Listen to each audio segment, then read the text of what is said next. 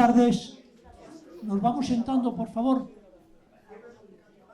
Vamos a empezar este interesantísimo acto que, bajo el título de La mirada de un tiempo, Jorge Praga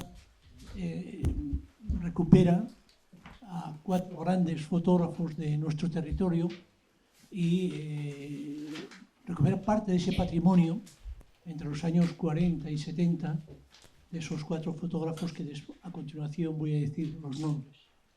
En la mesa, además está Jorge Prada, que está a mi izquierda. Más allá está también Alejandro Canga, que es el que va a presentar a Jorge Prada. Alejandro Canga, como todo el mundo sabe, es economista, es amigo de Alejandro Canga, de Jorge Prada, y fue socio de Cauce y fue presidente durante unos años aquí en Cauce Narón, ¿no? Entonces, bien, bueno, vamos a empezar ya de forma formal. Algo pasó. Apretarse. ¿No? Sí, a ver. ¿Lo apagarías? Sí.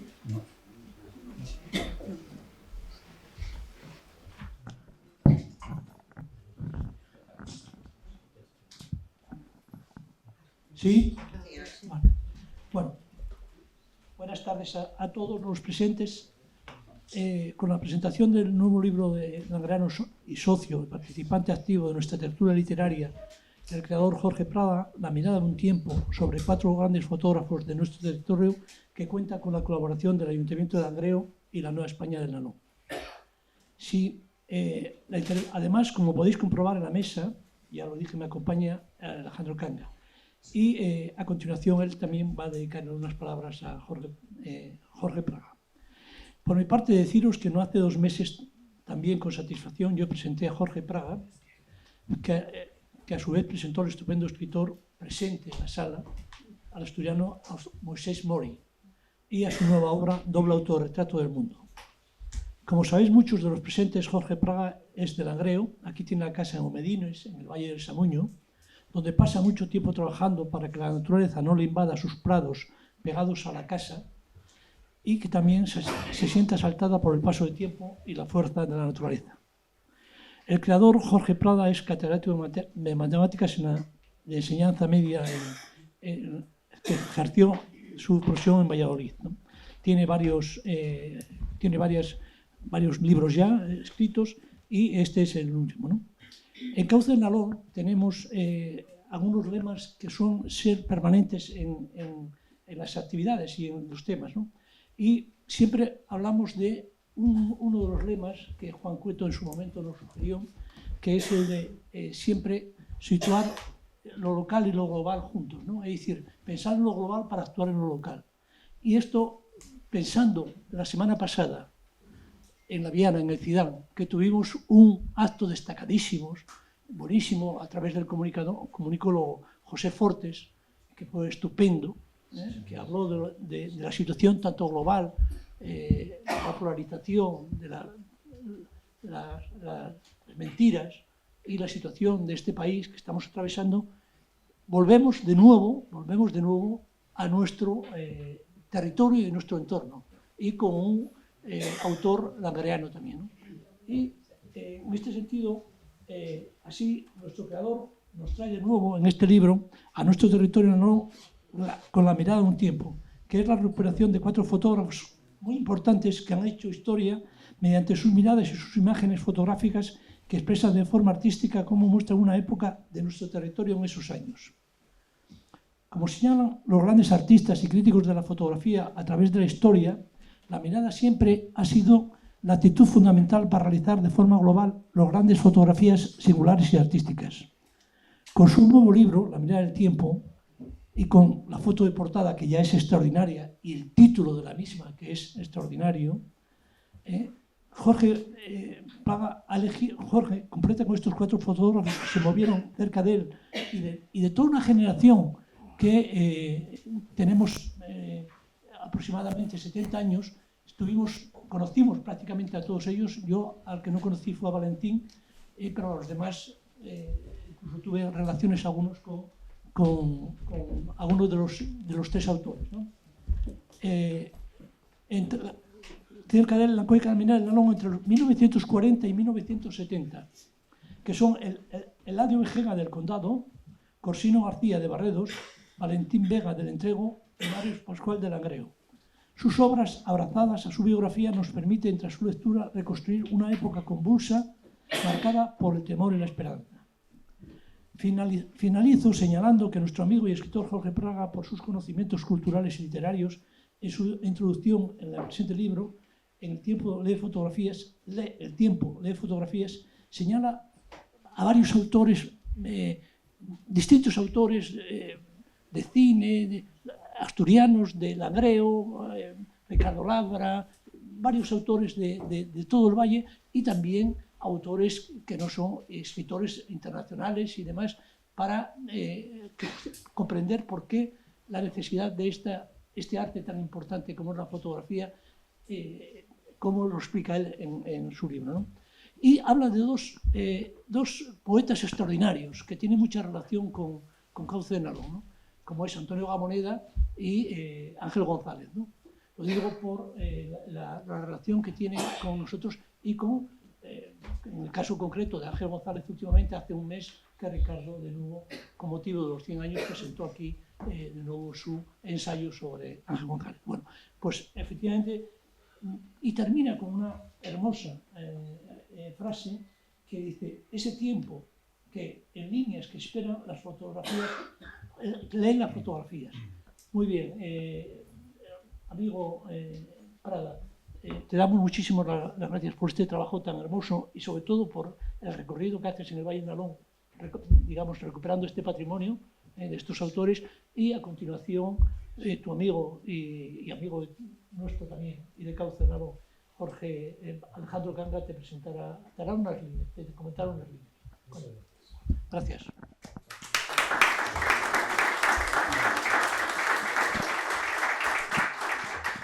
Sí. Bueno, buenas tardes, amigos, a todos.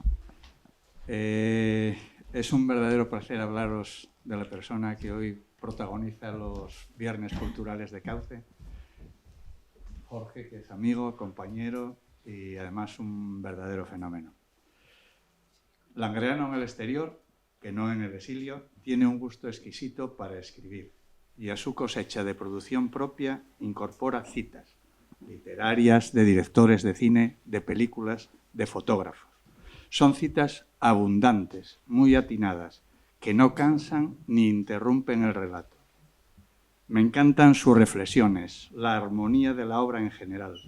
Merece la pena meterse en el libro, en las fotos, en su visión. Merece la pena de verdad. Historia tras historia, reflexión tras reflexión, Jorge nos va llevando poco a poco al huerto al que pretendía conducirnos desde el principio de la obra. Y de una forma amena, muy amena, muy amena. Nos traslada el cariño por sus orígenes, de su paso por León, por Valladolid donde reside. Siempre positivo, nunca negativo. Me encanta también su ilusión contagiosa por buscar, por investigar, por llevarnos a sus orígenes, que en cierta manera son los míos y los de muchos de vosotros. Me encanta también el costumbrismo que emana de sus observaciones, la emoción que transmite, por ejemplo, en entrevistas tan señaladas como las de Víctor Erice, que reflejas en el libro y que son una verdadera pasada. No os lo podéis perder. Vejega, Corsino, Vega, Mario Pascual, tratados todos con mimo, con cariño, con admiración, se nos presentan entrañables en lo humano y excelentes profesionales de la fotografía con los pocos recursos de que disponían, primero en blanco y negro y al final un poquitín en color. Nos cuenta las historias de sus vidas y a través de ellas nuestra propia historia de aquellos años previos y posteriores a la guerra. Esta obra, este libro, domina el espacio y el tiempo, el fondo y la forma. Es para mí un trabajo impresionante, espectacular. Repito, merece la pena. Pero no me enrollo porque hay que dejar paso al verdadero protagonista. Tan solo añadir que es una persona excelente, excepcional, que es amante del cine, de la literatura, de la fotografía, del fútbol, de la Unión Popular de Langreo, de lo asturiano y de Asturias, de nuestra lingua, de Omedínez, de Samo, de Langreo. No me extiendo ni en su protagonismo en la Seminci de Valladolid, ni en sus aportaciones a Cauce del Nalón, ni en su inestimable participación en la Asociación de Langreanos en el Mundo, porque si no, agotaría las 2 horas de la presentación de hoy. Es un fenómeno, en resumen, un verdadero crack. Es para mí un orgullo y un placer dejaros con uno de los nietos del Interente, al que redescubrió una fotografía que pasaron para ver si él sabía quiénes posaban para la posteridad. Amigos, os dejo con Jorge Praga.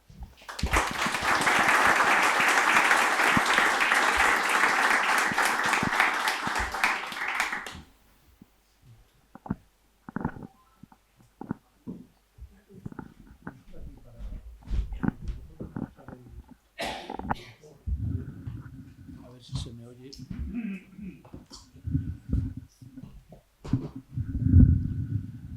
Sí, se me oye. Un poco más. Así, más cerca. Bien pegado al micrófono, como hacen los malos cantantes, ¿no? Que casi chupan el micrófono. Bueno, vamos a ver cómo puedo corresponder a toda la presencia vuestra, a la invitación de Cauce del Nalón y a las cariñosas palabras, a las hermosas palabras de Kiko y de Alejandro. Estar rodeado de todos vosotros en este lugar, en Ciaño. No hay para mí mayor satisfacción, siempre y especialmente hoy, por el libro del cual voy a hablar, que yo creo que este es su lugar natural, por supuesto. Tiene que ser la cuenca del Nalón, y Ciaño es un buen lugar para reunirse, ¿no? En fin, estoy encantado y emocionado por las palabras que me han dedicado, por las exageraciones que han puesto, porque al fin y al cabo yo soy sobre todo un casi diría que un robador de fotógrafos, ¿no? Los grandes fotógrafos con los que me he encontrado, pues les he cogido su obra y a presumir, ¿no? Y hacer un libro con ellos, ¿no? Bueno, contaré lo poco que yo he podido añadir a esa hermosura que he ido rastreando con ayudas inapreciables, y aquí están representantes de los 4 fotógrafos que me condujeron de la mano hacia ellos y me abrieron la puerta de esos fotógrafos, ¿no? Es un libro de ayudas, es un libro de colaboraciones, es un libro colectivo de 4 en torno y sobre 4 fotógrafos, ¿no? Y alguien tiene que figurar como autor, y ahí estoy yo, pero en realidad es un libro que viene empujado por todos, ¿no? Desde ese tiempo que se quiere leer al fondo. Bien, contaré algunas cosas sobre el origen del libro, sobre cómo se fue gestando, sobre cómo se fue perfilando, sin ponerme demasiado pesado, ¿no? Para que haya tiempo para todo. Y proyectaré algunas fotografías que me han ido conduciendo, y luego las que he ido escogiendo de los fotógrafos. En el libro hay algunas más, pero bueno, que me permiten establecer algún tipo de reflexión sobre cada fotógrafo. Este libro, pensando un poco qué decir hoy, me parece que responde a una inquietud mía, que llevo tiempo con ella, una especie de semillero al que yo acudía para recoger frutos o posibles frutos, ¿no? Hace años presenté aquí un libro que se llamaba Cartas desde Omedines, y que, aunque era muy distinto a este libro, en realidad tenía el mismo origen. Era recoger, recibir cosas del pasado, hechos del pasado. Ese libro eran las cartas de un bisabuelo mío que desde Omedines, aquí encima, mandaba a su hermano, que estaba en Argentina, a finales del siglo XIX. Y aquí lo que hago es recoger cartas también que nos envían desde esos años 50, 60, 4 fotógrafos, ¿no? Y que tenían un destinatario particular, pero luego han sido para todos esas fotografías, ¿no? Están abiertas a todos. ¿Qué tienen que ver esos libros, esa inquietud mía, hay algo que yo siempre busco, o casi siempre busco cuando me planteo hacer algún trabajo. No me lo planteo, sino que llega a mí, me coge y me sacude y digo, tengo que ponerme a atender a esto, que es un concepto que le podríamos dar distintos nombres, pero que yo le daría el nombre de huella. Yo sería un rastreador de huellas del pasado. Huellas, vestigios, rastros, ruinas, signos, señales, cosas que quedaron y que nos permiten iluminar, pensar, recordar, volver sobre ese pasado. Aquellas cartas de mi bisabuelo yo así las interpreté, no como cartas particulares, sino como algo que nos permitía volver al pasado. Volver a través de rastros particulares, pero de alguna manera esperas que, sobre todo con el paso del tiempo, tengan una dimensión más global, tengan capacidad de interesar a personas que no conocieron aquello. Yo a mi bisabuelo no le conocí, sin embargo me interesaba mucho lo que contaba, y no por filiación familiar, sino por ese reflejo del tiempo, ¿no? Entonces aquí efectivamente hay huellas, ¿eh? Yo me dirigía hacia las huellas. El concepto de huella, bueno, para mí es un concepto muy poderoso, es eso que quedó, esa marca que quedó, que no es el objeto en sí, sino que es de alguna manera lo que les señala, el aire que ocupó. Tiene que ver con la memoria personal y colectiva, tiene que ver con el recuerdo personal, tiene que ver con la desaparición, tiene que ver con la pérdida. En el fondo tiene que ver con la muerte. Siempre la huella no es un mensaje de vida y de muerte, tiene esas dos caras.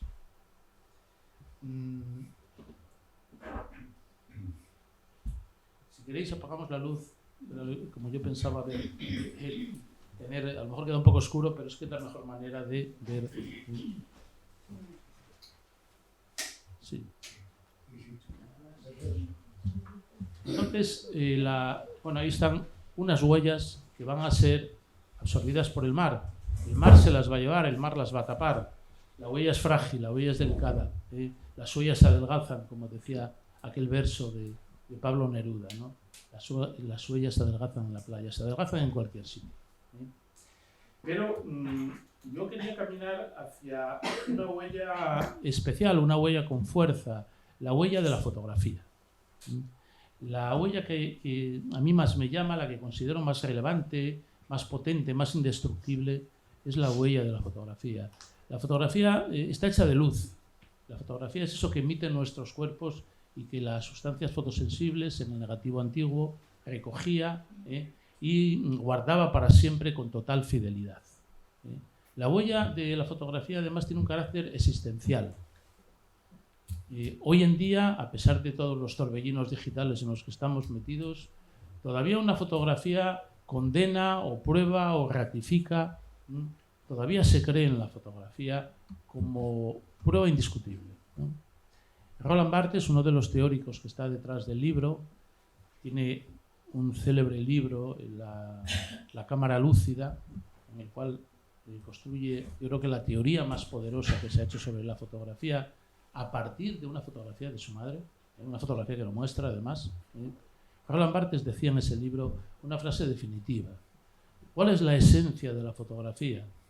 Decía, la esencia de la fotografía es: esto ha sido, esto ha sido, esto fue, tuvo vida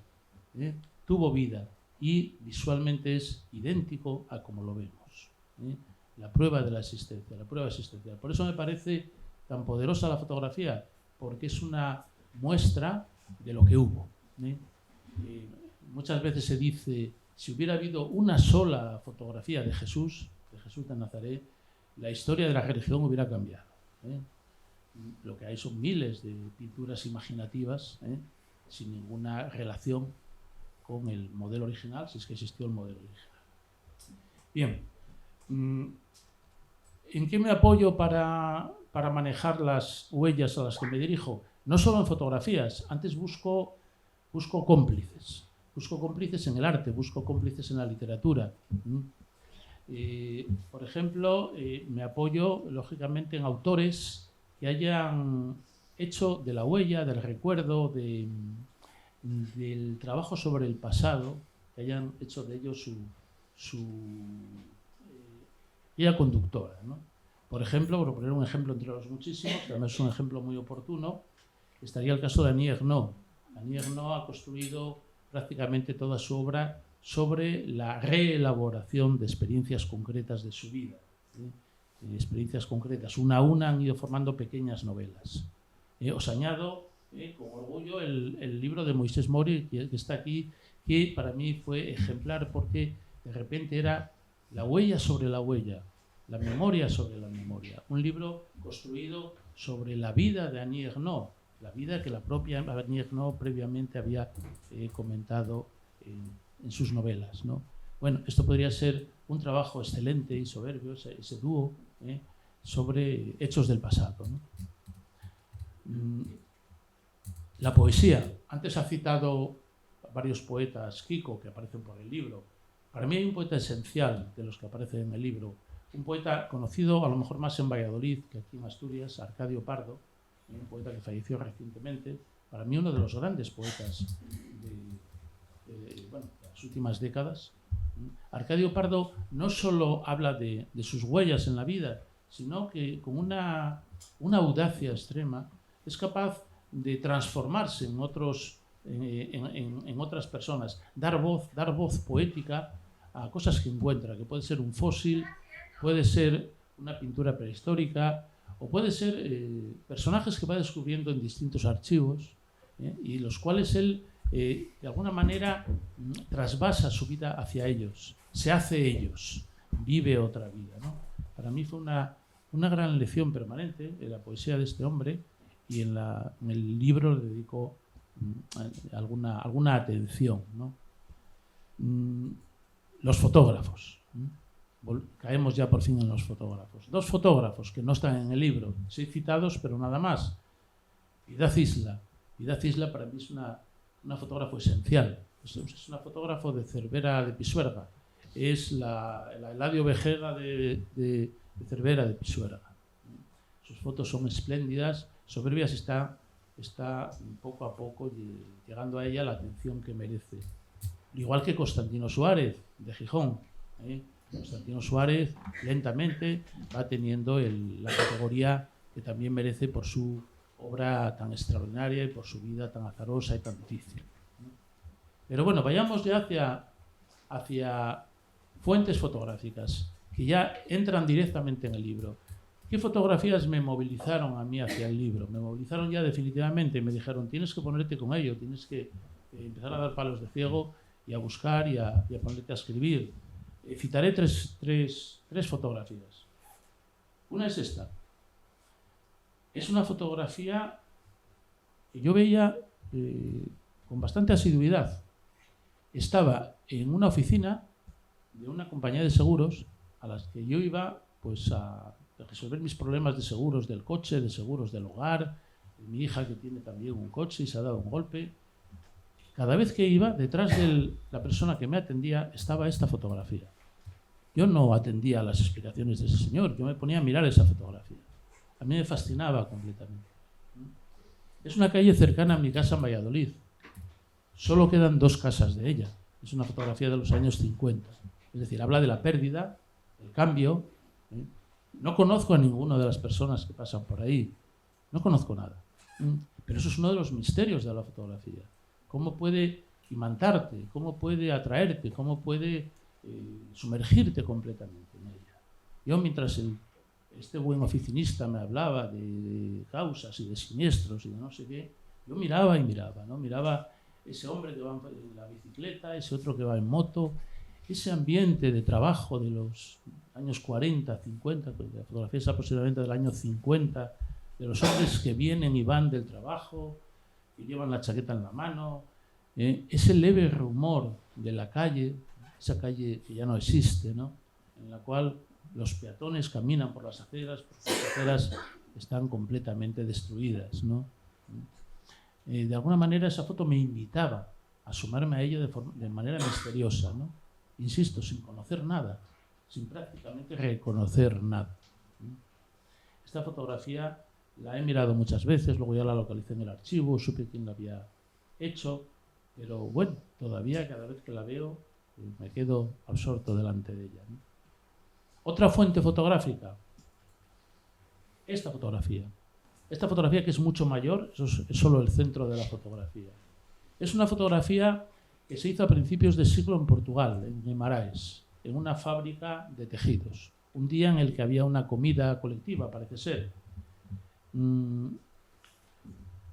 Esa fotografía la encontró Víctor Erice, el director de cine, cuando le encargaron hacer un documental sobre esa ciudad, en el año 10 aproximadamente, en 2010.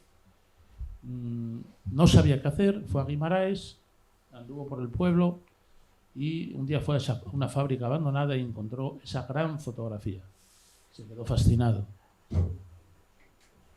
El documental que hace de 30 y tantos minutos solo habla de esa fotografía, en la cual él no conoce a nadie.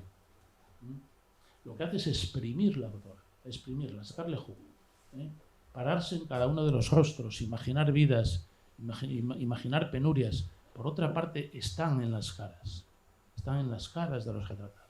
Es un trabajo absolutamente extraordinario. Está dentro de una película colectiva que se llama Centro Histórico. Es una película no demasiado difundida. Yo creo que es bueno, Víctor Erice para mí es una de las cimas absolutas del cine, y esta película, desde luego, está en esa altura, ¿no? En esa altura. Es una película que siempre produce una emoción intensa, una emoción desbordante, ¿no? Yo he visto a la gente llorar a la salida de la película. Bien.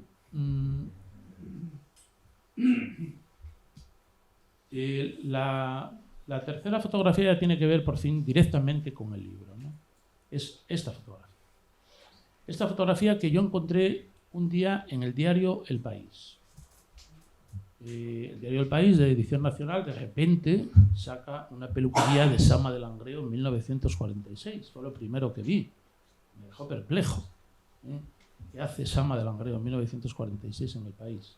Bueno, pues lo que hacía era ser el ejemplo de una exposición que estaba en Madrid, en el Museo Nacional de Antropología, y que El País sacaba una pequeña crónica con esa fotografía de la exposición. Una pequeña crónica, pero era de un gran fotógrafo, de Jan Fontcuberta, que ponía al autor de la fotografía, a Valentín Vega. Se preguntaba cómo no estaba Valentín Vega en los lugares más altos de la historia de la fotografía. Unas afirmaciones tremendas, ¿no? Bueno, yo de Valentín Vega tenía una noción muy vaga, y lo que hice fue ir inmediatamente a Madrid. Ir inmediatamente a Madrid a ver la exposición. Bueno, para mí fue un choque absoluto.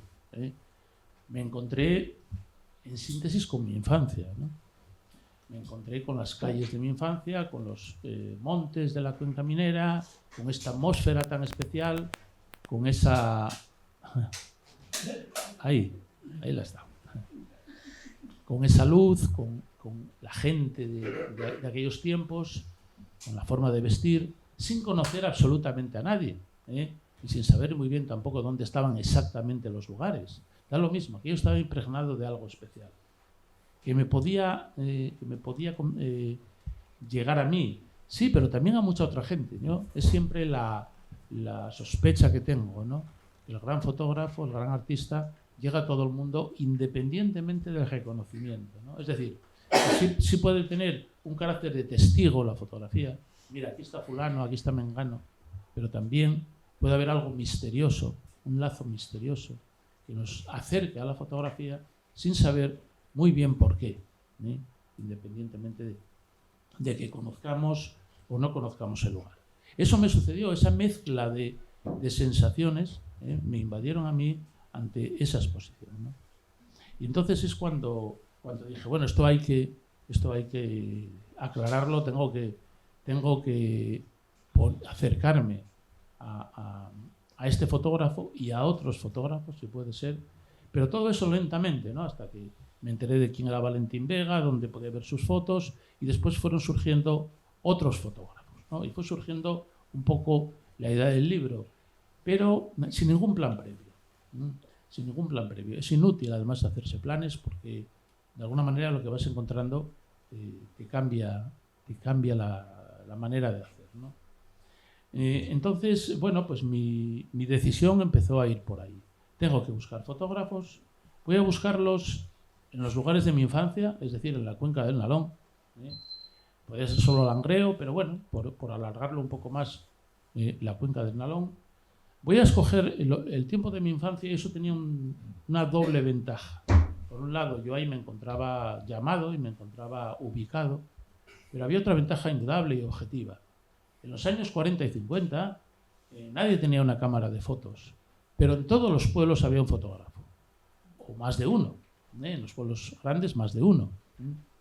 ¿Eso qué significaba? Que alguien polarizaba la imagen en cada pueblo, que alguien de alguna manera hacía un archivo de vida en cada pueblo. Que ese alguien, si tenía talento, podía dejar bueno, un libro de vida asombroso. Eso solo pasó en esos años. A partir de los años 70, bueno, por poner una fecha, las máquinas se popularizaron, se abarataron, empezaron a venderse los rollos de negativos y la gente empezó a hacer sus fotografías y aquello pasó a ser un asunto particular y olvidable. Sin embargo, con el fotógrafo, que también hacía fotos particulares y para la gente particular, ese fotógrafo era único, solo él. Y si era diestro, pues podíamos encontrar casi un discurso fotográfico sobre cada pueblo en manos de ese fotógrafo. Claro, la cuestión es dónde estaban esas fotografías.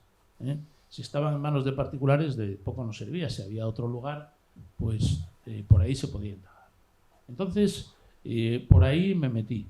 Siempre con la esperanza de que lo que encontrara no fuera un vicio particular mío, no fuera que a mí se me caía la baba viendo esa calle de Valladolid, sino que hubiera también posibilidades de conectar, ¿no? De llegar a alguien más. Pero bueno, quien se mete en el asunto de exponer algo públicamente, como estoy haciendo yo ahora, pues siempre tiene ese riesgo, quedarse en una especie de mundo particular o lograr alguna ventana por la cual puedan mirar los demás. Bueno, como ese riesgo está siempre ahí, lo mejor es no pensar mucho y como yo tampoco voy a vivir de esto, no busco ningún bestseller ni nada por el estilo, lo único que busco es satisfacer mi inquietud y si a otra persona le gusta, pues ya maravilla de las maravillas. Bien, entonces ya me lancé a la piscina con lo que podía encontrar.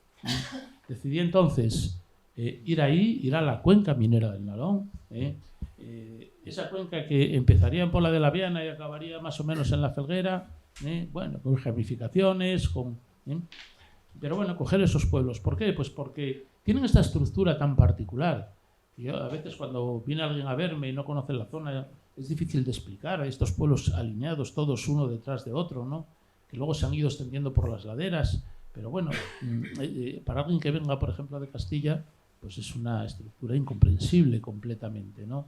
Con el río Nalón siempre, el río Nalón de guía, geológicamente es el hecho que fuerza, que hace el valle, ¿no?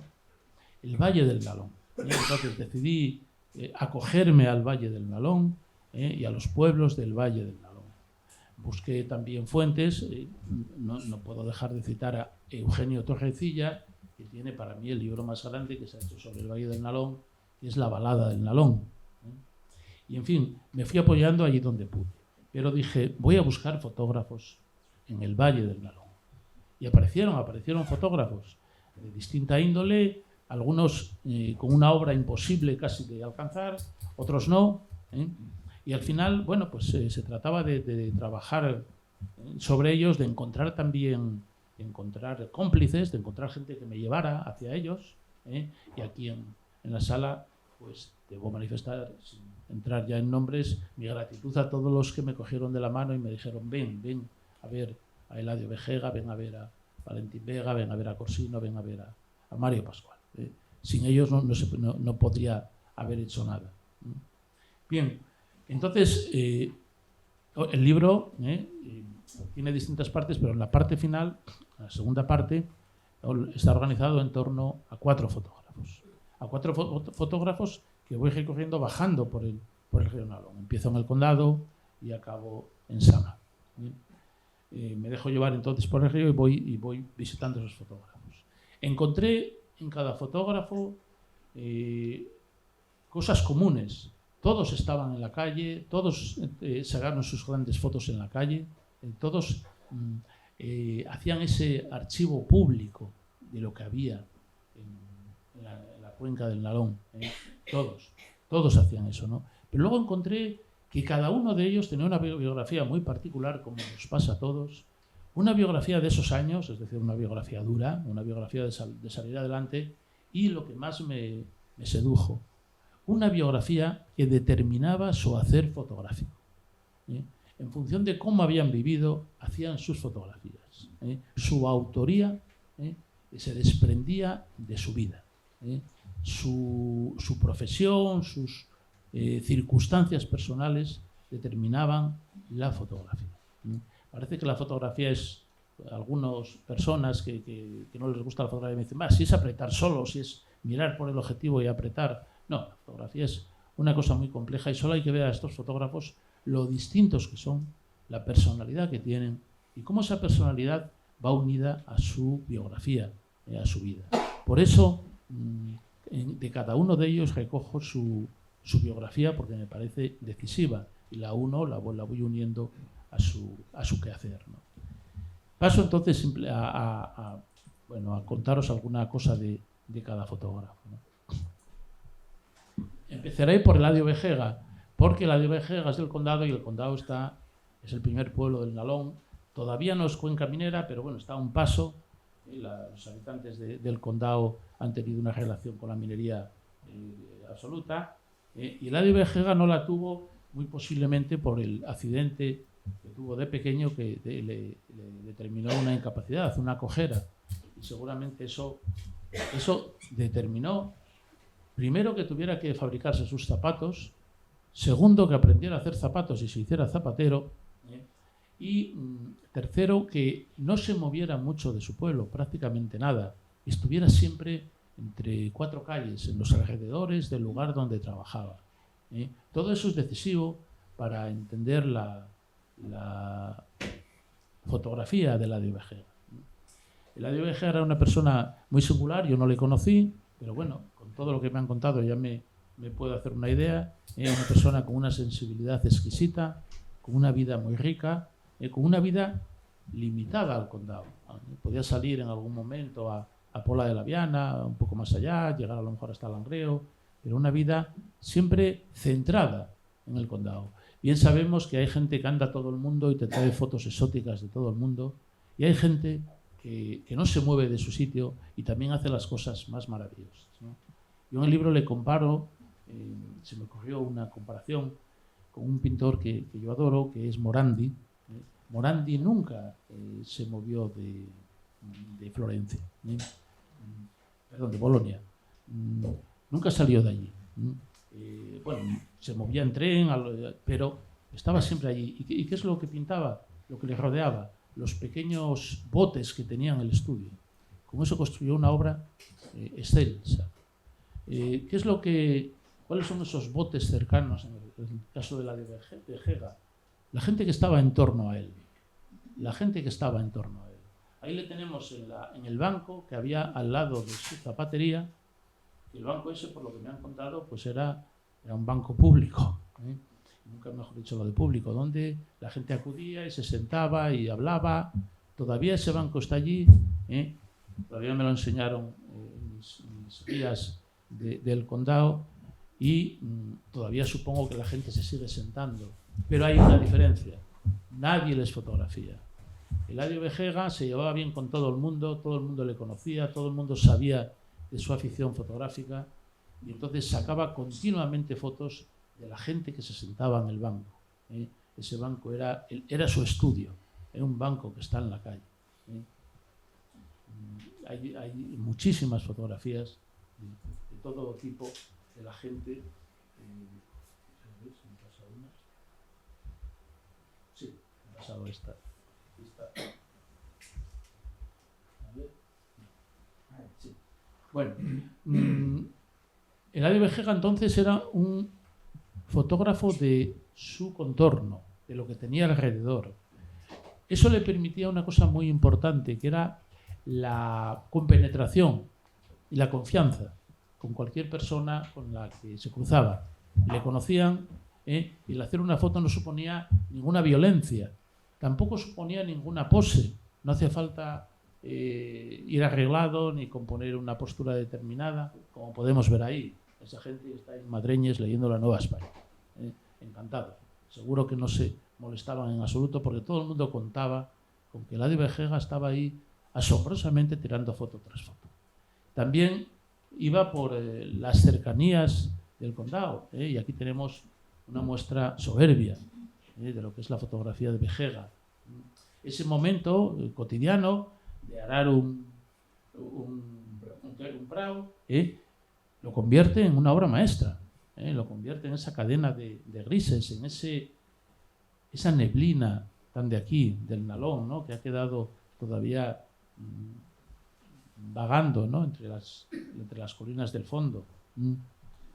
Ese era Eladio Begega. Para conseguir esto, lo único que tenía que tener era ojo de fotógrafo, y eso le sobraba.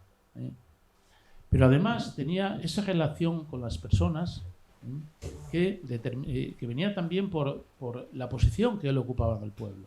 Era el zapatero, pero era también la persona que arreglaba todo tipo de electrodomésticos, era la persona a la que le pedían favores, que le escribiera una carta, que le hiciera un documento. Era una persona central y por lo tanto tenía una conexión con toda la gente de alrededor. ¿A quiénes miraba?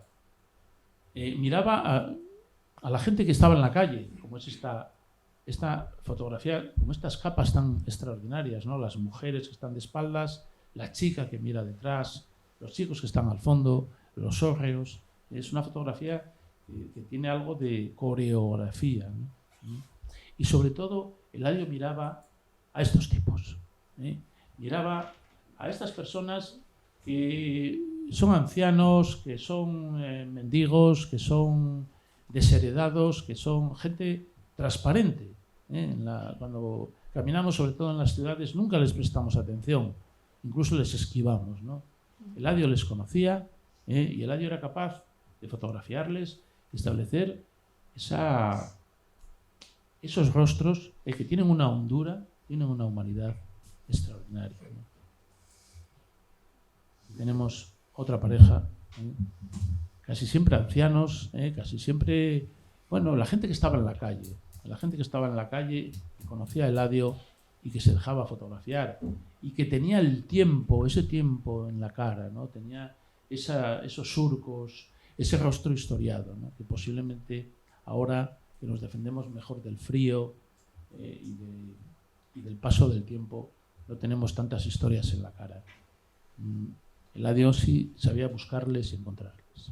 Bien, este es el primer fotógrafo al que me acerqué, y para mí fue una fuente enorme de conocimiento, de satisfacción, y en el libro hay que dejar rastro de Eladio.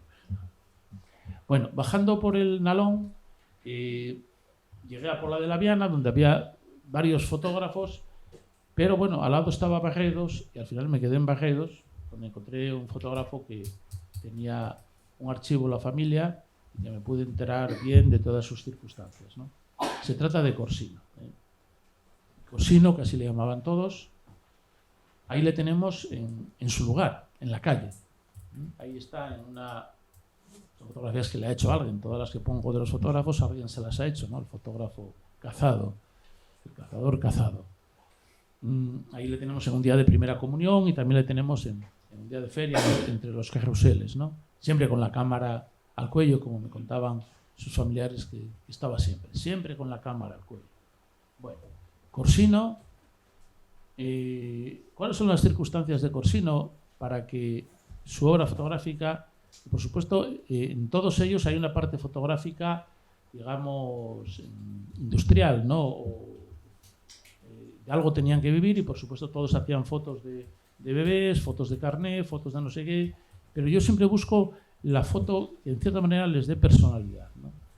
Las fotos de Corsino, en donde yo encuentro su personalidad, son fotos que responden un poco a su biografía, ¿no?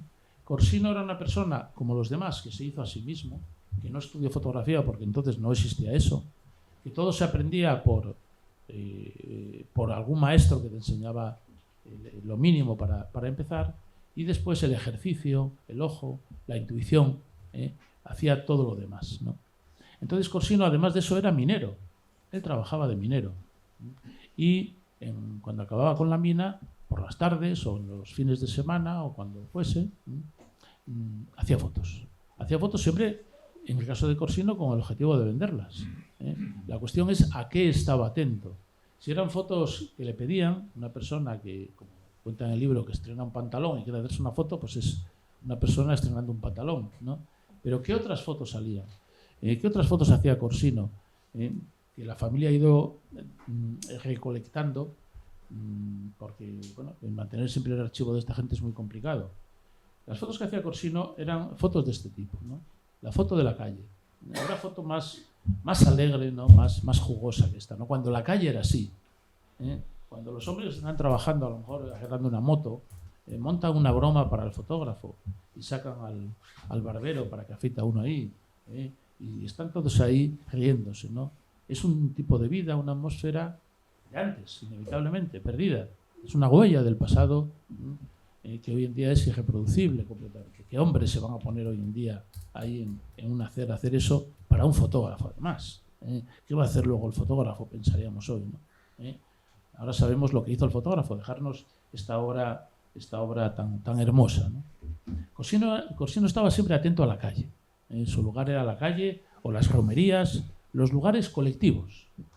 Esta foto de una romería, una foto, en fin, puedes estar sacando historias en torno a cada uno. Esa mujer que está abrazada a un árbol, el chaval del primer plano que toca una guitarra pero es una sartén y lo hace muy serio, no sé, el otro que echa sidra. Cada uno tiene una historia, cada uno tiene una cara, cada uno tiene una vida, ¿no? La fotografía de la romería. Pero Corsino era una persona muy atenta a la vida de Barredos. Era el fotógrafo de Barredos. Y Barredos, como bien sabe Kiko, era un lugar socialmente muy comprometido, sindicalmente muy comprometido, políticamente muy comprometido. En Barredos, en los años 50, se inaugura una parrillada a la cual acude gente de toda España, también gente de aquí, pero gente de toda España, en la cual se forma un movimiento obrero, bueno, que a mí me parece asombroso. Hoy en día, que se teme tanto a lo diferente, que se teme tanto a la gente que viene de fuera, en la cuenca minera yo creo que hubo la gran lección de, en muy poco tiempo, lograr construir una sociedad laboral nueva, con gente absolutamente dispar, pero que sin embargo inmediatamente, a través de la minería, que tiene esa capacidad, entendió la solidaridad, entendió la fraternidad, entendió la camaradería. Corsino es el fotógrafo de eso. Corsino es el fotógrafo siempre de grupos, siempre de gente. Aquí estamos en un día muy especial para Barredos, que es el día en que pasa el tren y se inaugura la estación. Ahí está un grupo de gente, sobre todo mujeres, no sé si es que los hombres estaban trabajando, aunque hay niños ahí, mujeres que se han arreglado, otras que llegan en madreñes, gente de todo tipo.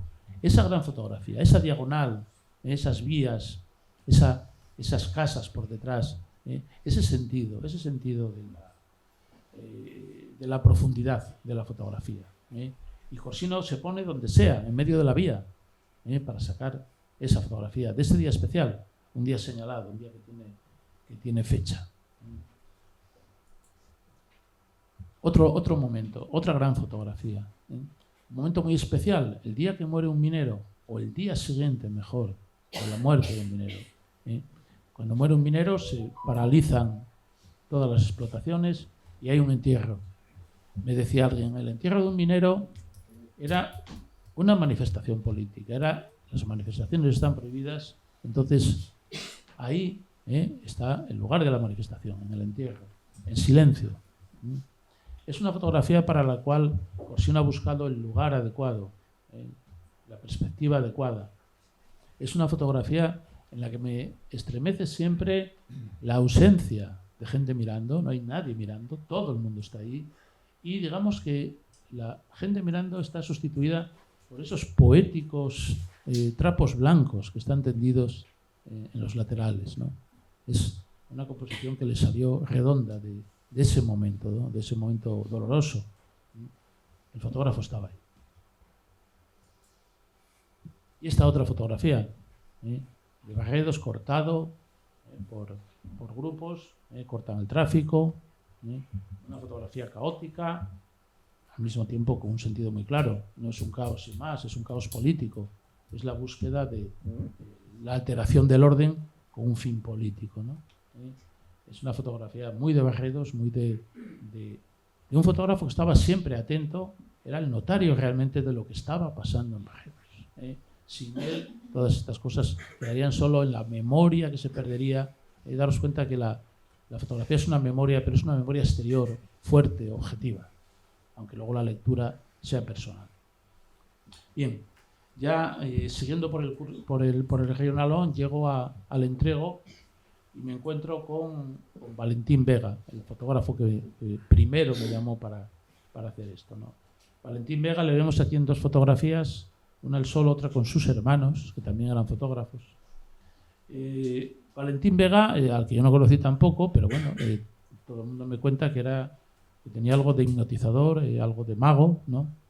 Y con eso se puede entender su fotografía. Él era una persona que tuvo una vida muy complicada, que fue represaliado después de la guerra civil, estuvo en la cárcel, salió de la cárcel, trabajar siendo preso republicano era complicadísimo, y entonces en Gijón, donde vivía, pues tuvo que marcharse de Gijón para poder trabajar sin que fuera demasiado vigilado, ¿no? Y acabó viniendo pues a los sitios donde había mercado, y había mercados en la cuenca minera, pues había uno cada día, ¿eh? Y entonces venía aquí, venía en bicicleta. Yo, que soy aficionado a la bicicleta, si me planteo venir todos los días de Gijón aquí en bicicleta, ir y volver en aquellos tiempos, con aquellas bicicletas y con aquellas carreteras, madre mía. Bueno, pues esa era la vida de Valentín Vega, plantarse en la calle y hacer fotos, y luego volverse a Gijón a revelarlas en el laboratorio de su hermano, y luego venderlas, y luego encontrar compradores, ¿no? Porque ese era su oficio, esa era su forma de ganarse la vida, con muchas estrecheces, se supone. Pero ¿qué encontramos en la obra de Valentín Vega? De nuevo, encontramos una cosa asombrosa, que son las fotografías que hizo y por las que no podría ganar dinero, como esta. ¿Quiénes de esos protagonistas le iban a pagar algo por una fotografía? ¿Quiénes podrían tener 5 pesetas o lo que cobrara por una fotografía, ¿no? ¿Por qué hacía esas fotos Valentín Vega? Pues no es, nunca tendremos su respuesta, ¿no? Pero podemos lanzar nuestra imaginación y pensar que algo había ahí, algo había que le llamaba la atención, y algo había ahí también que él lograba urdir, lograba juntar a esos niños famélicos, niños vestidos con harapos, niños a veces descalzos, y componer ese cuadro extraordinario con ese encuadre soberbio que siempre tenía Vega, y que lo decidía en un segundo, esa profundidad de campo, esas vías, ¿no? Esos niños, ¿no? Son fotografías que nos regala desde el pasado, ¿no? Y que en su día también regaló. Esta otra fotografía, soberbia fotografía, con esa neblina pegada a los montes, ¿no? Con ese calor que viene de la hoguera y que los cuerpos reflejan y que sonríen y se abrazan, ¿eh? No son precisamente gente afortunada, ¿eh? No están ahí hoy pasando la mañana, ni muchísimo menos. Están cogiendo carbón, ¿eh? Están en las labores más duras, ¿eh? Sin embargo, emanan una alegría que nos invade a todos, ¿no? Valentín Vega lograba eso. ¿Cómo lo hacía?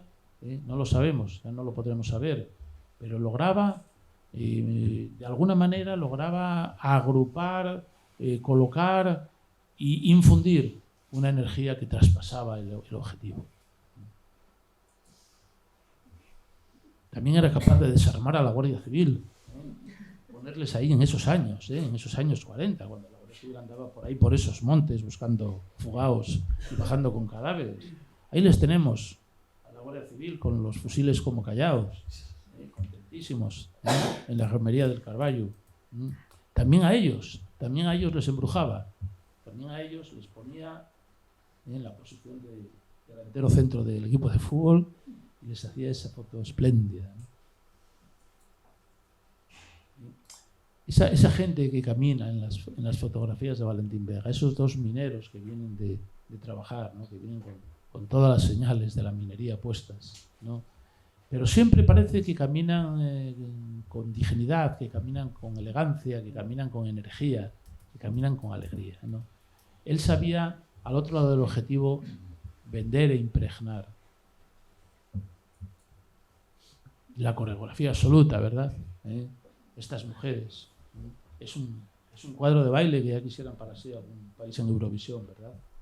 Habrá cosa más bella que estas mujeres bien puestas, todas echando el paso igual. Hay una que me iba a cambiar, sí. Y sin embargo, consigue eso. ¿Cómo las convencería? ¿Cómo sería capaz, en plena calle, de organizar eso y crear esa fotografía que es eso, una especie de coreografía? Ese era Valentín Vega, un mago absoluto, una persona que tenía un don, y ese don quedó en la fotografía. Ese don quedó en la fotografía. Esa vida terrible que llevó, esa condena, él sin embargo supo transformarla y hacer esas fotografías que sin embargo pues no le dieron de comer y poco más, ¿no? El otro día comentaba en una presentación en Valladolid uno que había conocido a uno de sus alumnos. No, es que acabó de profesor de gimnasia en el entrego. Es decir, se ganaba la vida donde podía, como todos, como todos. Pero él era un mago. Bien, y acabando el recorrido por el Nalón, llego a Sama de Langreo y ahí encuentro a Mario Pascual. En Sama de Langreo había más posibilidades, y en La Felguera, ya digo que, bueno, al final tenía que elegir, ¿no? Mario Pascual para mí fue obligado, y la ayuda de sus familiares, por supuesto, imprescindible. Pero es que Mario Pascual, yo en Sama no hice la foto de primera comunión con él, pero mis hermanos sí, y fue muy, muy señalada, y lo cuento en el libro, el juego que dieron aquellas fotografías de Mario Pascual. Mario Pascual fue el único que tuvo un estudio casi desde el principio, ¿no? Valentín Vega al final también hizo un estudio cuando abandonó la calle, cuando se instaló en el entrego, pero Mario Pascual pronto tuvo un estudio y pronto tuvo una vida profesional muy intensa, ¿no? Y digamos con más bagaje técnico y con más bagaje industrial que los otros, ¿no? Mario Pascual, ahí le vemos en su estudio, y le vemos en una foto experimental, deslumbrado por la luz que él decía que era lo que constituía sus fotografías, ¿no? Las fotos de Mario Pascual son, algunas de ellas, extremadamente delicadas. Son obras de una gran brillantez fotográfica, ¿no? Esa pareja que está ahí cortejando, que está ahí bajo el agua, el agua de la cuenca minera, ese canal que arrastrará al agua, ese juego de sombras y de luces que siempre es la esencia de la fotografía. Es una obra delicadísima, ¿eh? Pero Mario Pascual era una persona con una sensibilidad social muy alta. Y además de hacer fotos de estudio, de ganarse la vida en el estudio y de ser un estupendo fotógrafo de bodas, como me contaba uno de las personas que trabajó con él, de ser un muy competente fotógrafo, él también buscaba las fotos personales y podía encontrar mendigos, podía encontrar gente de las cunetas a las cuales le daba la dignidad que la sociedad no les otorgaba. Se ponía delante de ellos y les daba esa presencia, ¿no? Les daba ese lugar definitivo, que les otorga la fotografía. Y siempre con esa delicadeza extrema, con ese juego de luz que tanto cuidaba y que era su marca. Esta foto en la Plaza de la Salve, antes de que hicieran reformas como la última que están haciendo, ¿no? Esa foto de la mujer con la niña, esa mendiga o algo por el estilo. Por ahí seguramente pasó Mario Pascual, camino de su estudio, y encontró a esa mujer y le otorgó la fotografía. No se trataba tanto de robar esa fotografía, que siempre es un riesgo que pueden tener los fotógrafos, que parece que roban desgracias, que roban heridas para hacerlas públicas, ¿no? Yo creo que la mirada de Mario Pascual era una mirada reivindicativa, Una mirada, por otra parte, prohibida por el franquismo. Lo último que podía permitir el franquismo era que se sacara a la luz con la fotografía las miserias de la gente, ¿no? Y sin embargo él transgredía esa norma que todos los fotógrafos cuidaban mucho y daba lugar a esas personas olvidadas, apartadas, ¿no? Los niños jugando, los niños en esa foto con ese fondo, ¿no? Una fotografía muy pensada, una fotografía que encierra a esos niños en la barriada, pero también les deja una cierta alegría, no la alegría que produce Valentín Vega, una alegría de otro tipo, una mirada de otro tipo, ¿no? En fin, la minería. Yo creo que las grandes fotografías de la minería, muchas de ellas pertenecen a Mario Pascual, ¿no? Esta fotografía que es soberbia, ¿no? Con esas vías que ascienden encima del minero, esa cara del minero tiznada, ese rostro digno, sereno, cansado, ¿no? Ese cuerpo sucio, ese juego de grises que también sabía cultivar Mario Pascual. Es una fotografía extraordinaria. Bien, al final al que llego, ¿de qué manera lo podría resumir? Yo creo que el libro debería tener hojas en blanco al final, que cada cual construyera su propio fotógrafo y sus propias fotografías, que la gente añadiera su prolongación como quisiera, ¿no? Bueno, no es así, ¿no? A mí me parece que el libro, al final, pensé si hacer un capítulo de recopilación y digo, no, que lo haga cada lector. Que cada lector recopile y piense lo que quiera. Yo no se lo debo dar. Pero bueno, ahora como tengo el micrófono en la mano, bueno, yo creo que lo que al final he cogido en el libro, he intentado prender, es, como dice el tiempo, es la mirada de un tiempo. La mirada de un tiempo que está lejano y por lo tanto le miramos de forma distinta a como se le miraba entonces. Es decir, si esa fotografía es del año 70, ahora, 50 años después, la miramos de manera completamente distinta. Y dentro de 50 años la volveremos a mirar también de manera distinta. Pero hay algo común en todos estos fotógrafos, siendo todos tan distintos, que se ve bien en la fotografía de la portada del libro, ¿no? La maravillosa fotografía de Valentín Vega. Estas muchachas, a las que yo no conozco, no sé nada de ellas, más de uno me ha preguntado, ¿pero alguna es tu madre? Digo, no, yo no sé absolutamente nada de ellas. Como no sé nada de nadie de los que aparecen en el libro, Estas muchachas son representativas de ese tiempo. Tienen algo que yo creo que este tiempo no tiene. No es que aquel tiempo fuese mejor, en absoluto. No, en ningún momento en el libro me refugio en la nostalgia dorada, ni en pensar que cualquier tiempo pasado fue mejor, en absoluto. Todos los tiempos son distintos. Pero la fotografía nos permite ver ciertas virtudes de aquel tiempo que ahora no hay, igual que nosotros tenemos ciertas ventajas y virtudes que ahí no había, ¿no? Yo creo que estas chicas, estos moces, estos neñes, se les podría llamar de muchas maneras, lo cuentan muy bien. Es que caminan hacia adelante. Es que caminan, como todos los personajes de Valentín Vega, caminan hacia adelante. ¿Hacia dónde van? Pues van hacia el futuro. Van hacia el futuro. Y es que el futuro existía.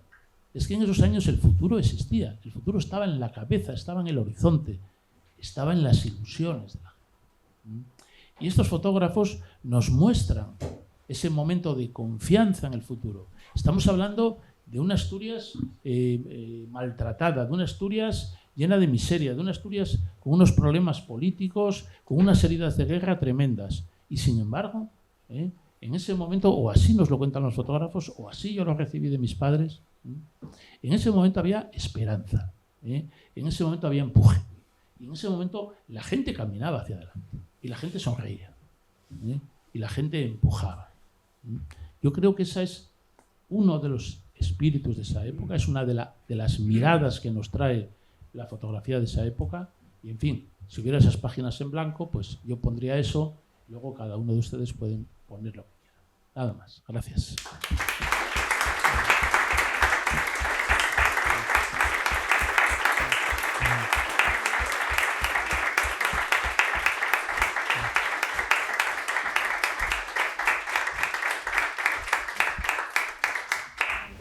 Como veis, lo importante son los fotógrafos, las fotografías, y los demás estamos aquí de la cuadrilla de esos matadores, de esos 4 matadores. Bueno, como siempre, tras las intervenciones de la mesa, abrimos un coloquio para que la conversación se amplíe al público y se puedan pedir ya las palabras que se quieran para comentar esta extraordinaria exposición fotográfica que marcó esa época tan importante para el Valle, para nuestro territorio y para Asturias. Cuando queráis. Sí. Maritere. Bueno, yo quiero felicitar a Jorge por este libro precioso y entrañable y luego agradecerte que hayas incluido bien la figura de mi padre, por sí no es fotógrafo de Barretos. Y Elisa, la Lucía, que me manda una notina que os voy a leer. Dice, escribía el filósofo alemán Walter Benjamin que la creación de relatos históricos debe dedicarse a recordar a quienes no tienen nombre. Esta labor profundamente política atraviesa la mirada de un tiempo de forma doble. Por un lado, porque reivindica el trabajo de fotógrafos a los que la historia del arte no ha prestado la atención que les corresponde, por ser fotógrafos de pueblo con una modesta pretensión estética, pero con un profundo valor artístico y social. Fotógrafos obreros de la clase obrera. Y por otro lado, porque precisamente los y las protagonistas de sus fotografías son anónimos, a quienes la historia, con mayúscula, difícilmente dedicará el reconocimiento que merecen. Estos fotógrafos que capturaban lo mejor que conocían su comunidad dejaron una huella documental de valor incalculable, sobre la que ahora Jorge dirige su mirada. Por eso quiero agradecerle no solo el trabajo que ha realizado con este libro, sino también, de forma muy personal, el haber incluido el legado de mi abuelo.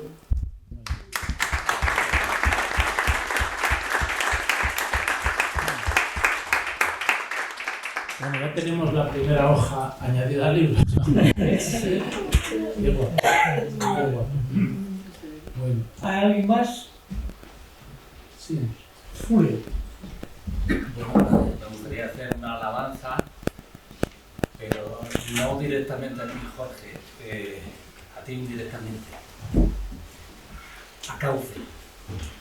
A Cauce porque yo desde todos los años que llevo viniendo a estas charlas y participando en Cauce, he encontrado joyas, maravillas, momentos de compartir, cosas preciosas.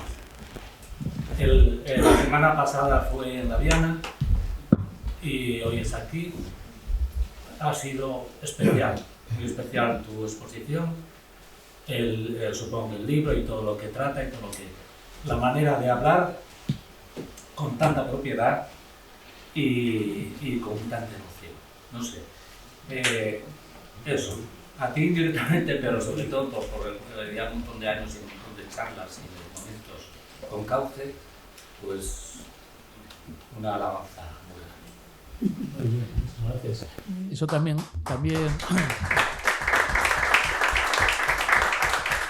te incluye a ti, que has presentado libros, que has aportado música, has aportado de todo, ¿no? Cauce es que es un nombre precioso, ¿no? Cauce del Nalón, claro, por el Nalón bajamos todos, por el Nalón, cogiendo la puerta del Nalón, y del Nalón salen todas estas cosas, ¿no? Es el río, claro, el río de la vida, y yo creo que, bueno, que la asociación está, yo estoy encantado y orgulloso de pertenecer a ella. Alguna vez me preguntan, también en Valladolid, pero ¿de verdad que lleváis a esa gente? ¿De verdad que hay esas actividades? ¿De verdad que digo? Sí.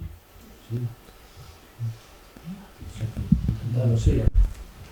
Sí, Cellina. Mira, en la página 134 haces una alusión dentro de Vega, ¿no? Haces una alusión a una conversación que tuvimos tú y yo en la que intentaste rastrear un poco la formación artística en Valladolid en base a que tú nombres aquí a Juan Cellino Perotti, que era el hermano de mi abuelo. El hermano de mi abuelo tenía un taller en la Bajada de la Libertad, ahí delante del Calderón, y aquí hables de que probablemente Agustín Vega hubiera conocido Ángela Santos. Ángela Santos Torroella fue una mujer que con 18 años estaba considerada como la Picasso español, una mujer que después tuvo problemas mentales, recluyóse en un sanatorio y cuando salió, pues prácticamente ya solo pintaba flores, ¿no?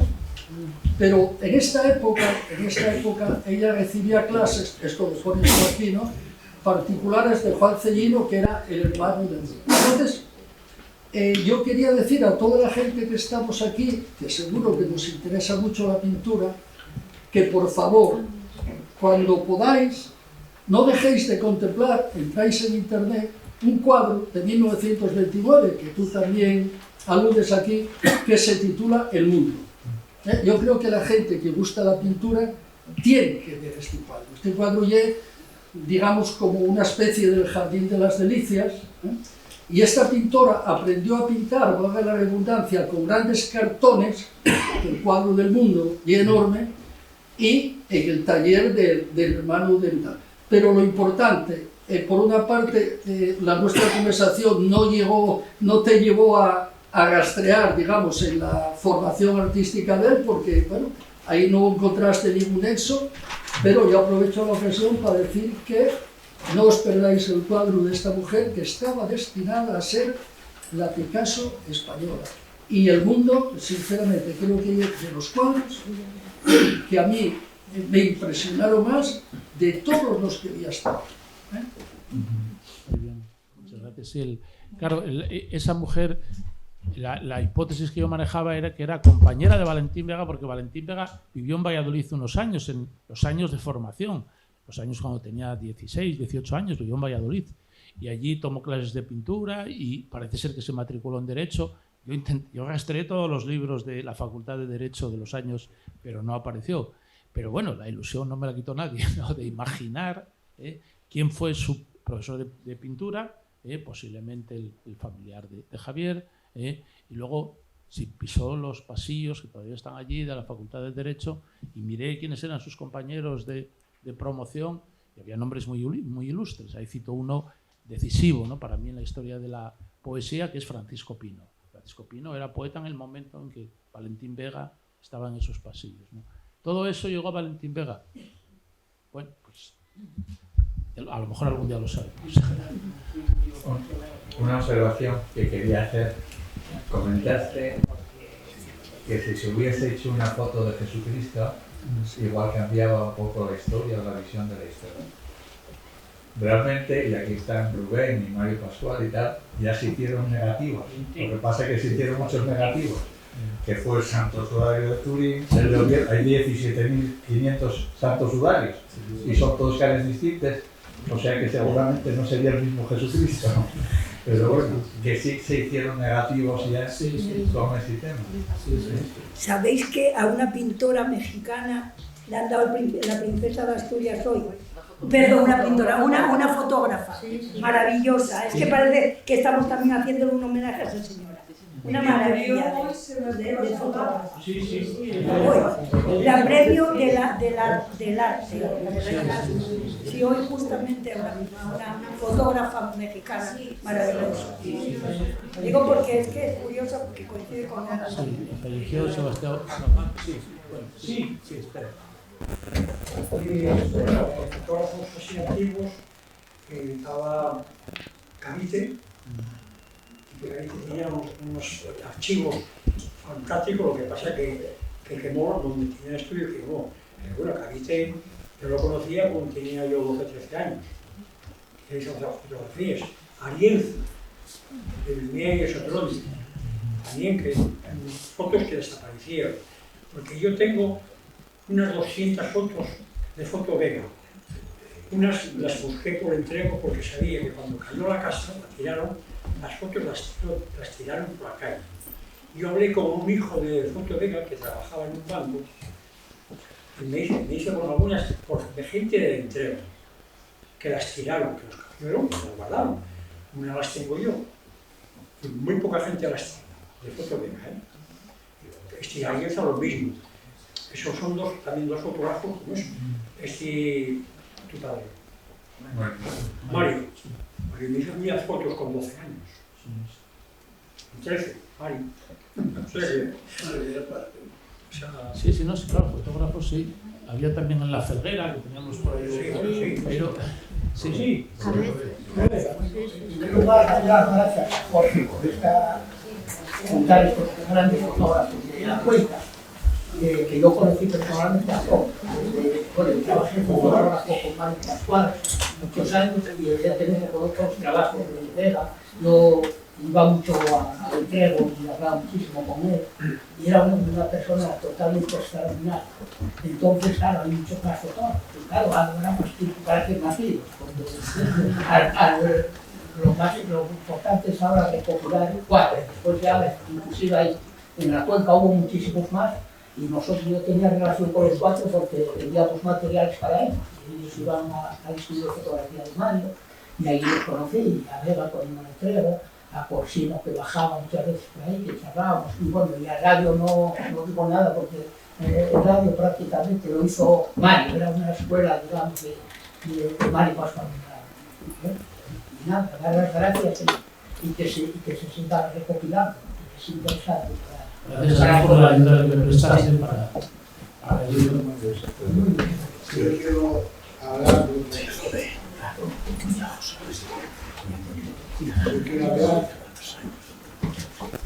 no solo un padre, pero los fotos tenía aprendices, tenía gente que retocaba, tenía gente que trabajaba, entre ellos uno que era como su hijo, y quiero decir con eso que hay que tener también en cuenta a esa gente.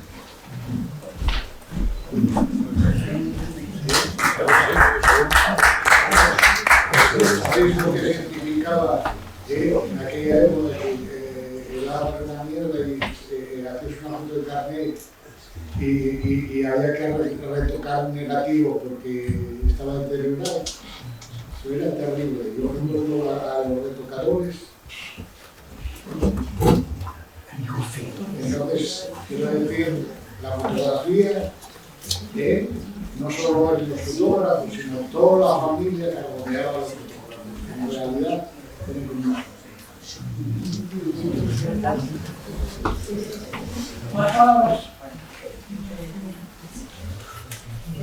Bien, pues nada. Bueno, muchas gracias a todos. El próximo, como siempre, el próximo año de Cauce, que va a ser aquí, en la Casa de la Huelga, y que va a ser el jueves porque el viernes es Santa Rita. Y este espacio, que es municipal, pues pertenece al ayuntamiento y está lógicamente cerrado. Va a ser una conferencia sobre un tema que preocupa muchísimo a nivel nacional como a nivel de Asturias y está siempre dentro de las prioridades de todas las encuestas que salen, ¿no? Es el tema de la salud mental, en este caso la salud mental en Asturias, ¿no? Y la intervención va a ser a cargo de Purificación Saavedra José, que es del Servicio de Planificación de Salud Mental de la Dirección General de Salud Pública y Atención a la Salud Mental.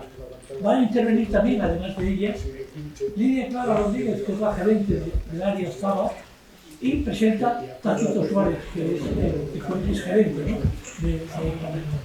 Bueno, pues con esto damos por finalizado ya este hermoso acto. Muchas gracias.